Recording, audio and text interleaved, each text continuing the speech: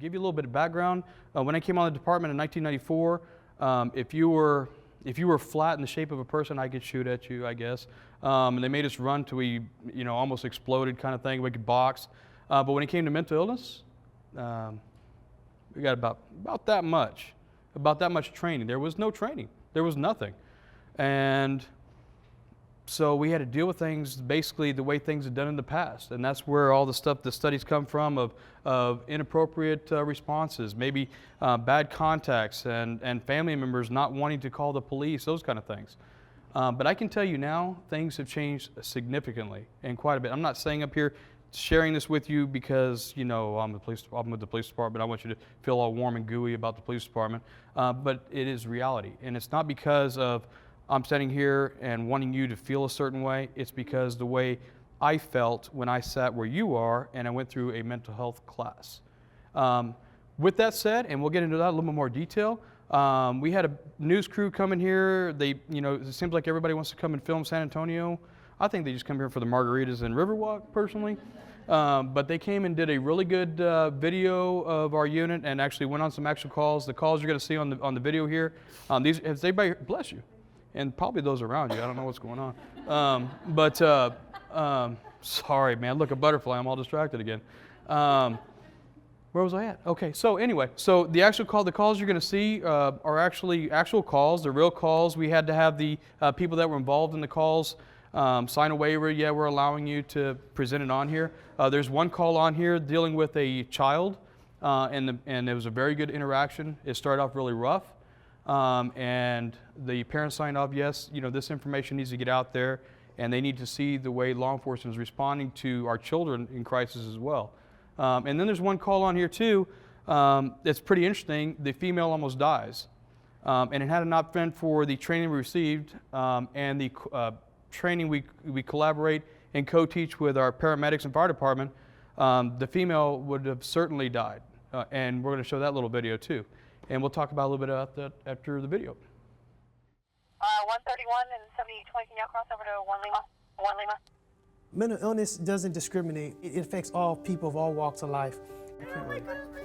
You're going to be safe right now. You're safe. In the middle of the night, you're not going to call a doctor. You're going to call the police when you need help. I've been hearing some things from other people without seeing them. What things do you hear? We end up dealing with people that are in crisis every single day, whether it be schizophrenia, bipolar, depression. Our biggest weapon that we use is not on our belt. It's our ability to communicate. It's actually getting them to talk to me.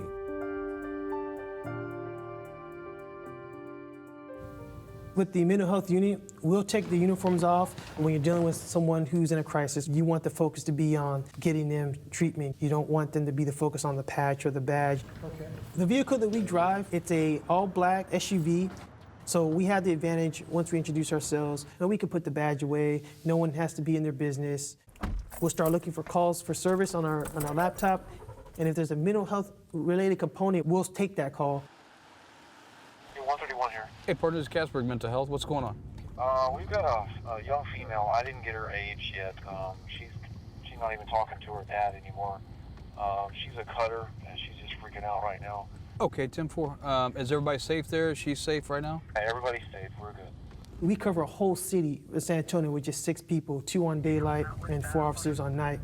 It's not, they're going to have to wait for us. CSI. Right here. Right here. Hey, guys. All of the officers on the San Antonio Police Department are CIT trained, and we go to a 40-hour crisis intervention school. Dude, why don't y'all go over there and I'll start talking to her so she's not feeling alienated. Okay. Okay. The crisis intervention team type of training originated because of a deadly force type of situation. Can I talk with you? Is that okay? Where officers were called to a family member's house. Would it be okay if I got you a blanket or something? Would that be cool? But they ended up going too close. They ended up cornering the consumer, as we refer to a person with mental illness. He had a knife, and the only out that he saw was charging at the officers with that knife. Check it out. I got you a cool blanket, man. That son was actually killed. Something needed to be done. How's she doing in school right now?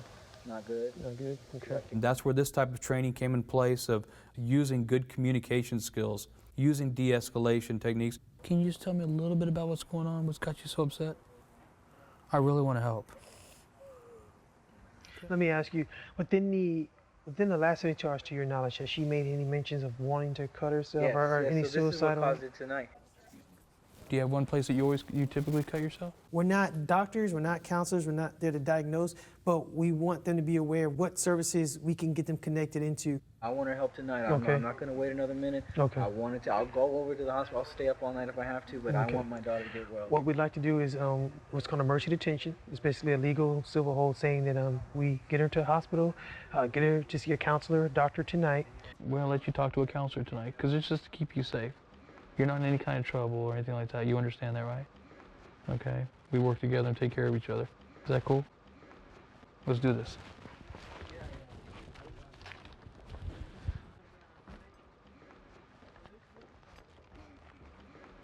Okay, come on down here. Hop on in. You know what was cool? Is after talking to her, she was actually wanting to go. Yeah, that was good at the end. Ah, She man, I'll just tell you said- what. She said, you know what, you asked her, are you willing to go with us? And she said, she nodded yes. I'll tell you what, that makes all the difference, man. That's the reason you come to work right there.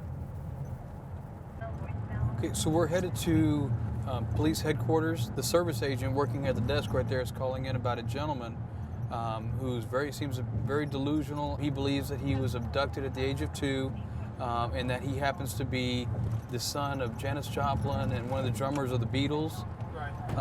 He said he seems like he's very out of touch with reality, seems very scared. Did you call the police, sir? Yes, I did. Hey, no, sir, my name is James. Hi. With the police department, it's my partner, Hey, William. I'm William. Nice to meet you. Well, what's going on Why this don't you sit evening, down sir? and talk with us?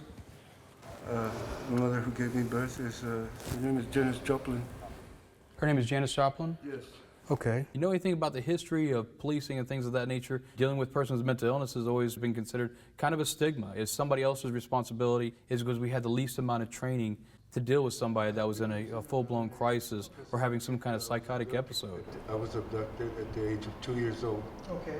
So you said you went to a psychiatrist. Tell me a little bit about that. Did they ever say you were diagnosed with bipolar, schizophrenia? No. Nothing. They told me that he wanted to label me as a schizo, but you know, I've been ignoring these voices from these other people who I cannot see.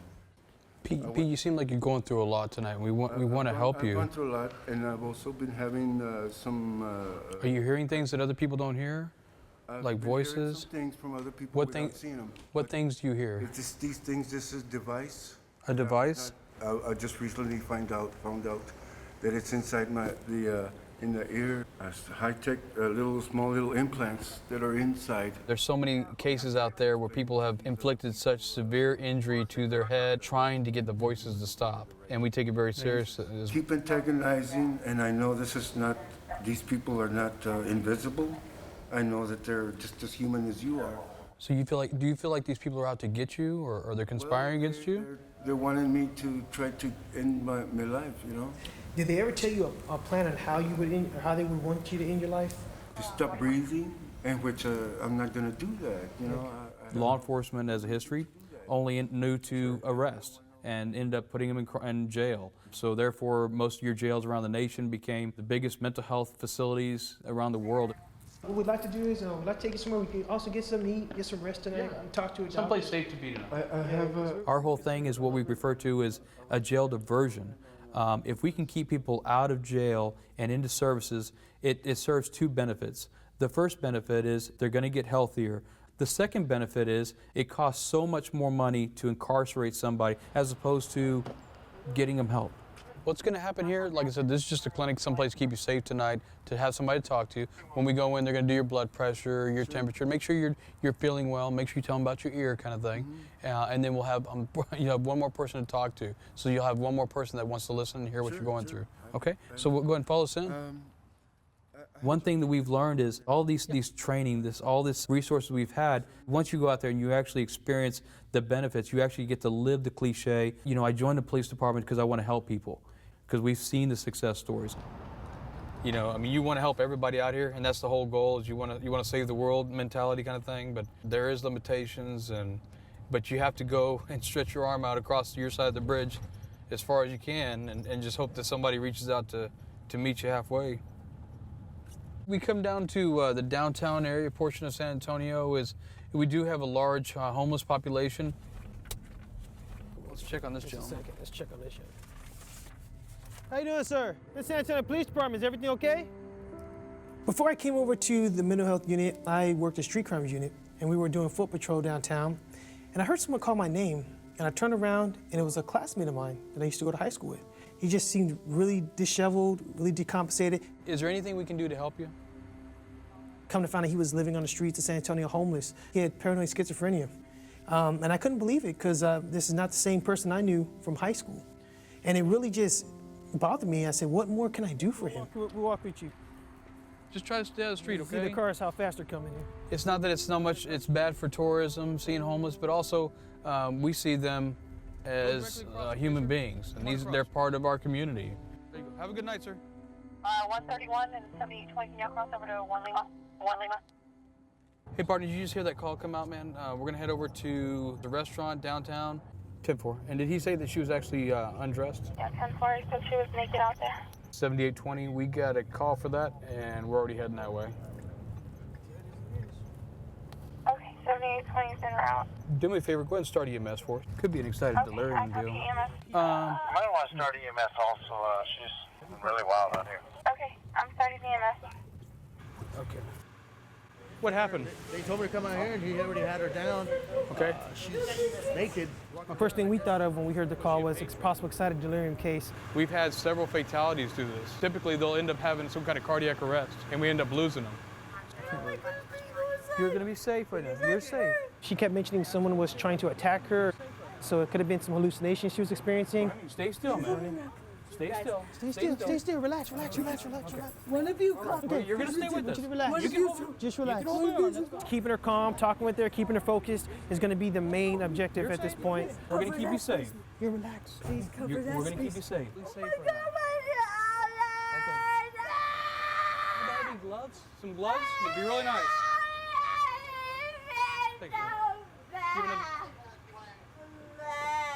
Can I get a pair of those two partners? I'm sorry. She's real hot, man. Her body temperature was increasing. That's usually a pretty dangerous sign. You're not in trouble, okay?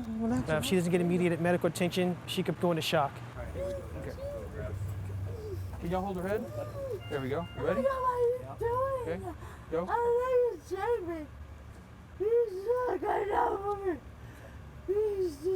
Just relax. Okay. Just try to breathe. She'll get transported to the nearest hospital for further medical treatment and get her stabilized, make sure that she's going to be okay tonight. By working together, we were able to keep her calm. One of us riding in the EMS unit with EMS helps keep the patient focused while EMS can do their job and get the accurate vitals before they arrive to the emergency room. Had we not had this training with the fire department, our paramedics, and had the knowledge of what excited delirium is, it's probably saved her life. That collaboration is just priceless. I'm glad the EMS was closed. We were able to communicate and get her to the hospital that quick. I'm glad that ended like it did. I really am. Could have been worse, but it wasn't. So Yeah. that's all you can hope for, you know? One thing we've found is a lot of people don't need me, they don't need James to solve their problems. They just need somebody to listen to them. Somehow they've fallen off the road that they're on and they lose direction. And it's just really, honestly, it's our job is to sit down, listen, care for them, and get them back on the highway, get them back on the path of their life and where their family's going. Whether somebody's suicidal or homicidal, the only one true element and foundation that they're all missing is one thing, and that's hope. Good job tonight. You as well, partner. Good. It really ended up well, man.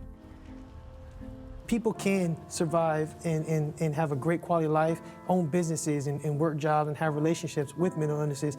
And so that's our goal, is to see them back to that quality of life that they need to keep going and have that hope for the next day.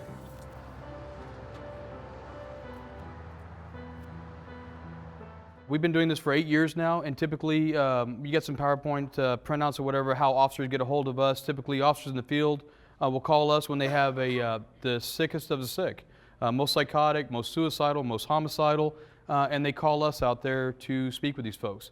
In 8 years, we've had one of our own bragging rights, our trophy, if you will, that never gets put on a wall, we don't put it on the news or whatever, is we've had 0 use of force in 8 years. I haven't tased anybody, I haven't punched anybody, I haven't used a baton on anybody.